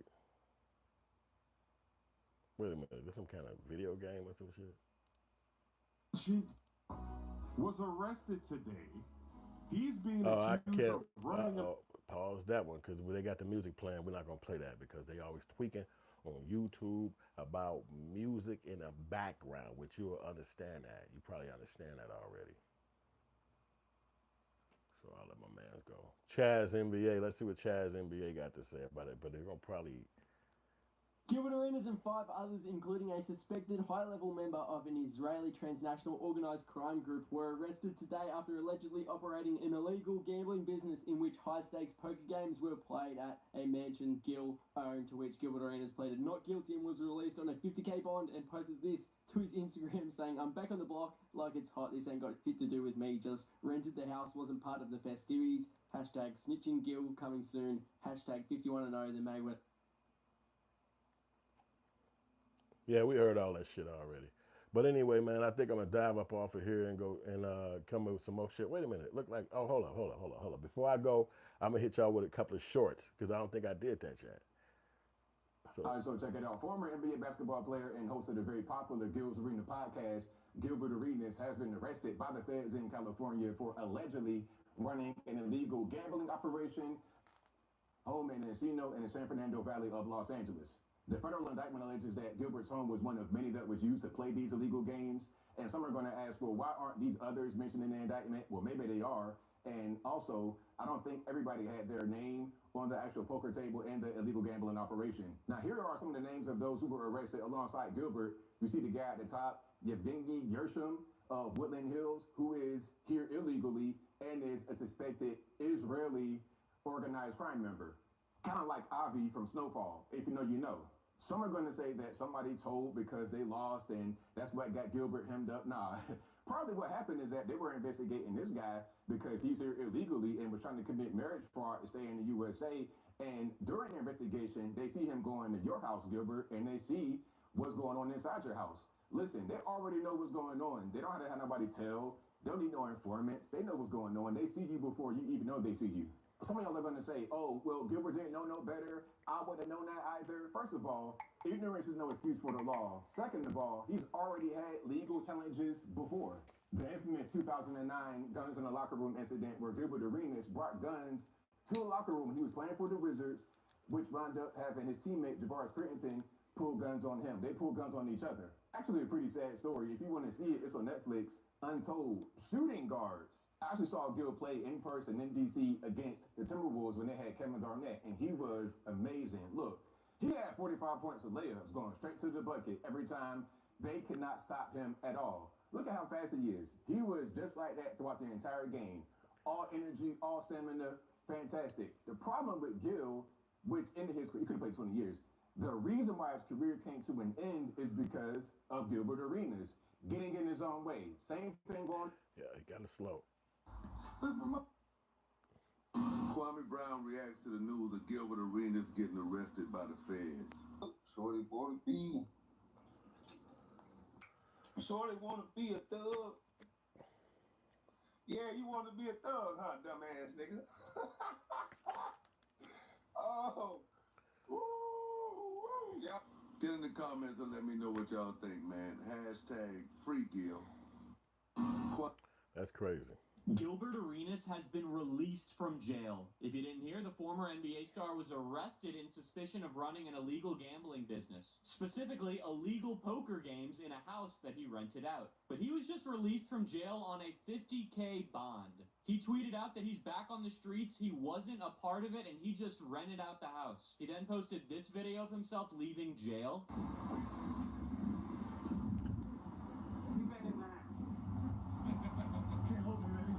You can't hold me. Hello. And posted this meme.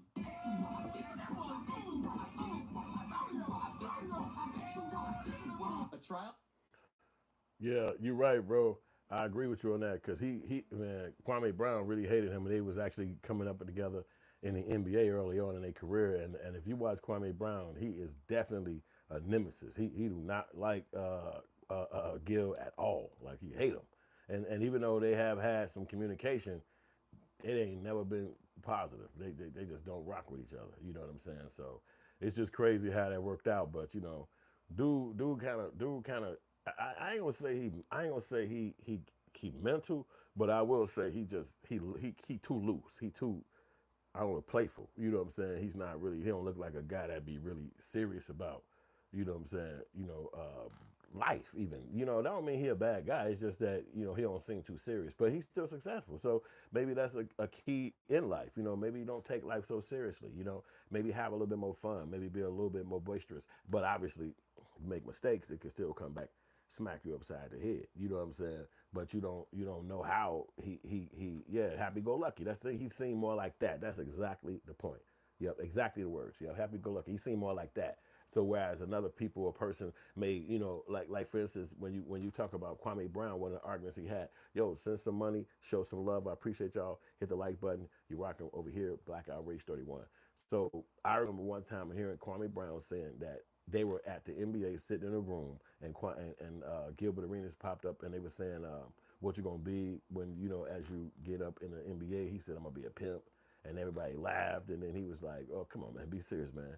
And then he said, okay, I'm sorry, y'all. I'm gonna be international pimp, or whatever he said, and they made even more of a roar. But, you know, Kwame Brown felt like, hey, man, we're in a room with all these white people, like we're about to be in the NBA, you in here being silly and dumb, like what the fuck you doing? But Gilbert looking at it like, hey, man, this is my life, this is me, I'm the one making it. I might not look at them at the same level of prestige or respect that you're giving it. It just might be Thursday afternoon for me.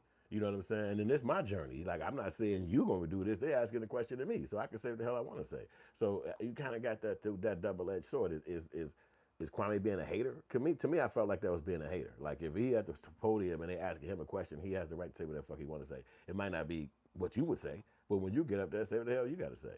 So, but then, you know, he looked at that and was like, man, you guys looking bad. You know, and black people come sometimes with that mentality. You got us looking stupid up in here. And he carried that with him all the way into the future of today, that the internet is here. And then finally the internet come, and he putting that out to the world. Like, man, I got this dumbass nigga did when it was time to get an NBA. And I'm not looking at that as so dumb. Like, so what? He said something like that in the room. Did they get him kicked out of the NBA? Did they stop wanting to mess with him? He still had a prosperous career until he made the mistake in the locker room. But then does that locker room mistake kind of preempt what Kwame Brown was saying about that personality? Like, this guy's too loose cannon.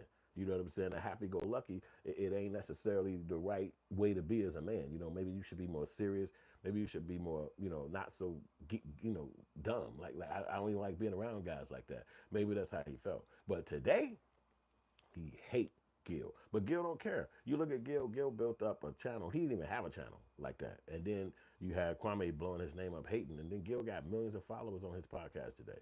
And Kwame Brown's still at about 400K, 300. You know, just, you know, he ain't even really got to that million. You know what I'm saying? So is the hate that he spilled stopping him from growing online? You know, I don't know. You know, I'm just saying. But it just seemed like, you know, Gil, his personality is, you know, some people would, I guess, draw towards it, and then some people will fall back. And that could be for all of us. You know what I'm saying? It's not who got the perfect personality. You know what I'm saying?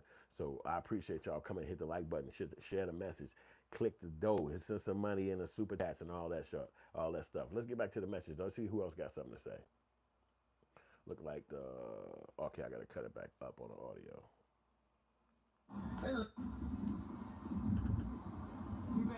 Oh, they just showing the same video. I'm gonna let you in on the secrets. I got. Yeah, all right. So that looked like that's the end of that. That looked like that's the end of that right there. We ain't got nothing but a little cat at the end. So you know we at the end of the message. But I appreciate y'all rocking with us all the way this far into the video. Tyrell said, I think Steve O'Stoner said something too, so let's go with it. Steve O'Stoner said, everybody is entitled to their own experiences as human. And that's very true. And that's why I agree that, you know, Kwame a little bit on the hating side when it comes to trying to dictate how another person experienced his life or how happy he is in some particular moment. It's like, you know, if that had been me, I'm the kind of nigga that would probably said something like, man, why you hating? What shut your blah, blah, blah. But he like 7 foot, you know, Kwame a big dude, so maybe you just be like, pipe down a little bit, you know what I'm saying? And then we got Tyrell V. He said, Gilbert got some good attributes and defects, like we all do. He's not my cup of tea. Well, okay, and that's well put. You know what I'm saying? And you know, like I said, when you hearing people diss somebody and then you get a chance to see them specifically on their channel, I ain't gonna say I rock with him 100%, but then I do fuck with his channel. You know what I'm saying? Like if I'm gonna look at sports, I'm probably gonna look at Gil more than I look at all the smoke. Like they look kind of not so. I'm not vibing with them guys like that. You know what I'm saying? I'm not saying nothing wrong about them. I'm just saying that I'm not going to watch them. I haven't watched their podcast. But if it's Gilbert and other dudes on there, I click to it. Maybe the funny part is a little bit more that get me going, but they might crack some jokes or something. I don't know. But, you know, the other guys, all the smoke guys, that's probably not my cup of tea. So, you know, it's different. And I don't watch ESPN at all. I mean, like zero. You know what I'm saying? And you already know why. But I don't watch that completely, absolutely at all. You know what I'm saying? But that being said, that's just my choice. You know what I'm saying? Because, you know, I'm not interested in that messaging and conversation. But you know, Gil got to get his stuff together because you see, he might go down. You know, we could play with it all we want to, but he actually might sit down. You know what I'm saying? Because when they come in, like you said, with 3-4 charges, you might could smack 2 of them upside the head, but you ain't smacking all 3. You see, they called Diddy. They gave him a 5-piece, and he left with 2. You know what I'm saying? So they know what they're doing when they charging you. You know what I'm saying? Then they probably even looking at your financial money and know how you gonna pay for lawyers. I mean, come on, these people smart, man. They not just driving reckless because they feel like it. You know what I'm saying? They driving reckless because they think it's a spot for you in a prison somewhere in America. Now, it's your job to not land there, but it's not going to possibly work for you. Let me see what this last guy got to say. This Marcellus Wallace, let's go. He used to be in the NFL. All right, a lot going on here. Obviously, Gilbert Arenas, big time in the independent space. We all know Agent Zero, but also my dog, my homie. Respect to Gilbert Arenas and the family as we got to read through this and do our job, which is talk about the details of what's really going on. And as we read through this, let me tell y'all one thing. Yeah, that part. Okay, so before we do all that, make sure you guys support this channel by liking and subscribing. Make sure you leave your email at Let's get to the message. An Israeli transnational organized crime group, because you have a worse first sentence, were arrested today on a federal indictment alleging they operated an illegal gambling business in which high-stakes poker games were played at We know that already. Poker games. Not that. Porker. At Arenas' direction, Arthur Katz, 51 of West Hollywood, staged the mansion to host the games, found co-conspirators to host the games, and collected rent from the co-conspirators on Arenas' behalf. What the fuck? Damn. Look, I'm just trying to draw it up the best way. Look. Boy, they smoking you, nigga. You collecting rent from the people who come there to rent the spot to do poker. Dude, that's Rico. You going down. He running out that spot like they can't cope, man. Boy, you finna sit down. Now, you got to get the best lawyers. They talking about some, dude, them trick. How would they know this? How would they even know? Man, come on. He going down. He going down. How would they even know this? They tricked on you, boy. They spent you. Clown, man. Let's get back to the message. Business and 1 count of operating in an illegal gambling business. Man, the conspiracy part always, ooh, you already know. Their initial appearances and arraignments are scheduled for this afternoon in September. So for almost a year, let's say 10 months, they ran an illegal gambling business 3 years ago. And now they unsealing this indictment and arresting them today. Wow. Arenas rented out an Encino mansion owned for the purpose of hosting high-stakes illegal poker games. Well, fat porker. At Arenas' direction, Arthur Katz, 51 of West Hollywood, staged the mansion to host the games, found co-conspirators to host the games, absolve him of anything, but let's talk through this. So Gershman, Tereski, Austria, and Cohen managed illegal pot limit Omaha poker games, among other illegal games, at the Encino Mansion, collected a rake, a fee to house charge from each pot, either as a percentage or a fixed amount per hand, and invited players to compete. All right, so far we get it. Gershman hired young women who, in exchange for tips, served drinks, provided massages, and offered companionship to the poker players. Now where my boy Tyrell V at, because now we get to the part where we covering up for the guys who there because they not black.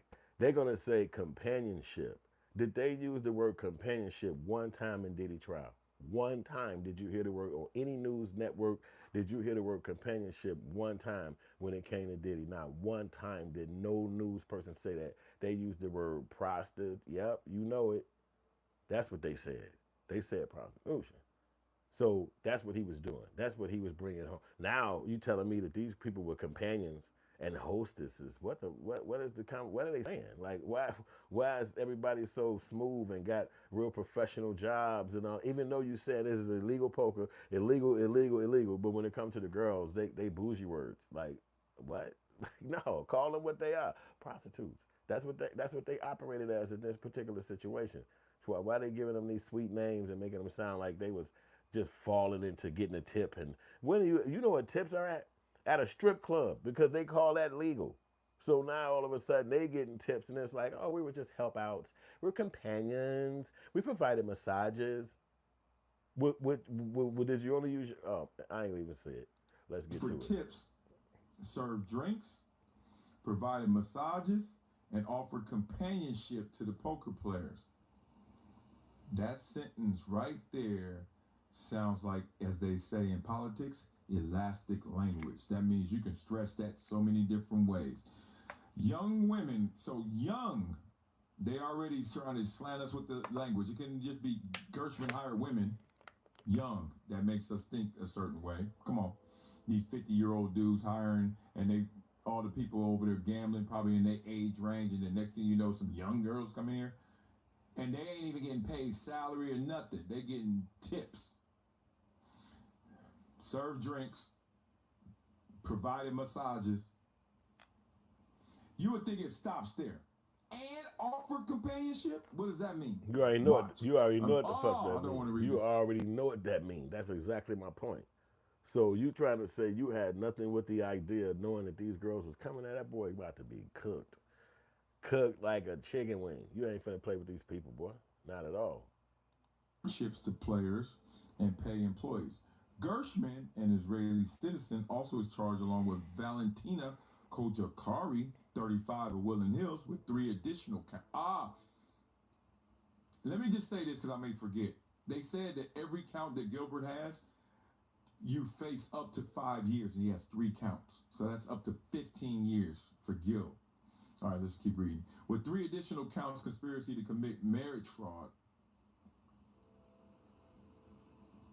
So you think you know Wicks? Damn. So he got a he's smoothing up with some dudes. The dude ain't even American. Like, what is this nigga doing? He cooked up with some Israeli dudes. They not American. Ain't even legal Americans. But see, I like earlier on, Tyrell was like, yo, you think this got something to do with them trying to take down black people? Who would be trying to take this black person down in this particular situation? You up here connected with people who are not black. You got millions of dollars. You ain't helping your homies start businesses. You ain't opening up no companies. You ain't got no real estate firms. You just nothing. They just take the money and they do what they want to do with it. But who ain't black come around and tell did not make this, whatever your reasons, and then it's a federal indictment on your back. Well, now you got to have all the black people looking at you like you some stupid clown.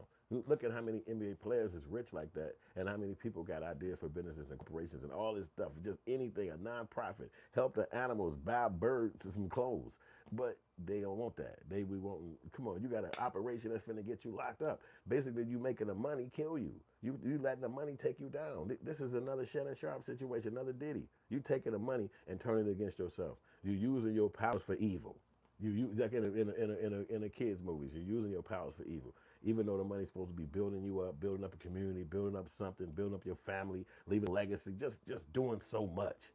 And they don't do that. It gets you a 15-year. Now imagine doing 15 years and you're a millionaire. Imagine doing 5 years and you're a millionaire. Imagine doing 3 of the 5 and you're a millionaire. That money running every single day. Bills being paid. You ain't nowhere to build in. No money. You get out of jail, they tell you got $80,000 in the bank. You got $40,000 left. You like, what the? What y'all do? Hey, we was paying this. We was paying. Then you know that one day he stole some money and ran off because we didn't even know you had to deal with him.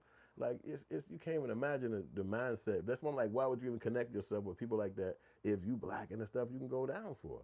You think you're gonna walk in there and say, I didn't even know it was illegal. I had no idea it was illegal. Then if I was the prosecutor lawyer, I'd say, why ain't you doing no commercials? Why ain't you post it online? Where's your Facebook post? Where's your where's your birthday photos? Nothing. It's only because we did an investigation that we found out this is going on. So you going down. Let old boy explain a little bit more of the message. Let's go. I have no idea. I've reached my illegal limit. What the hell? Conspiracy to commit marriage fraud. Like I'm about to marry you, but not. Because he's an Israeli citizen. All right. Marriage fraud. Boy, they get you with conspiracy and you actually did it. Marriage fraud and making a false statement on an immigration document. I get it now. He tried to get that American citizenship. In early 2022, Gershman conspired with Kojakari to enter into a sham marriage. Yep. Just keep reading, huh?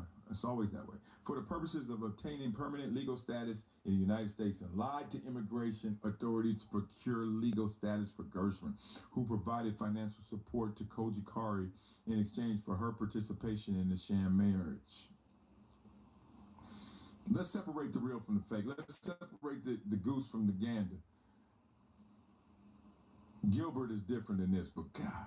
Both Gershman and Kojikari submitted false information on the U.S. immigration in court. If convicted, the defendants will face a statutory. If convicted, the defendants would face a statutory maximum sentence of 5 years in federal prison for each count. Maximum. What's the minimum? Nothing? Gilbert ever been arrested? Did the gun stuff? Was the gun stuff or arrest or just messed up in basketball? Tough. Homeland Security investigations. Yo, I would have seen Northridge office, the Los Angeles Police Department. She's riding her horse. Hold on, let me see something real quick. Major crimes. That shit said statutory maximum sentence. Let me see what that actually means. Because that nigga might be doing that. He might be doing that. This is a different state, you know. No, this the Fed. So that means Diddy might have to do the same thing. Because if they got this going, I don't know if that means you got to do the whole thing. The term statutory maximum refers to the upper limit punishment defined by the law. Particularly, the limit ensures that the sentence is directly tied to the specific circumstances rather than influenced by extraneous factors. Statutory means are crucial in criminal law. So that basically means that he gonna get the highest extent of the sentence. They're not gonna give him a minimum. So that means he might have to do the whole thing, the whole 5. So he's not gonna be like, yo, and you get a 5, but you could also get a 1 or 2. It's like, no, this is the statutory maximum. That's the only thing you can get for this if you get convicted. That's all they handing out. So if you get 3 convictions, you got 15 years. It's nowhere around it. It ain't no going under it. After you get convicted, you can file appeals. So if he only get convicted on 1, then he get 5 years. So he probably gonna do a 5-piece special. Because if they're indicting you, obviously they got evidence showing that you had cahoots with these people. And obviously he did, because they got him directly connected to the conviction. I mean, to the indictment. And it's like, dang, this dude is Israeli. It's like, how you got Israeli homies? Like, sometimes I guess that's money. You know what I'm saying? You be going to different parties, different events, and people be like, man, meet this guy, meet this dude. And y'all get cool or whatever. Hey, come to my crib, man.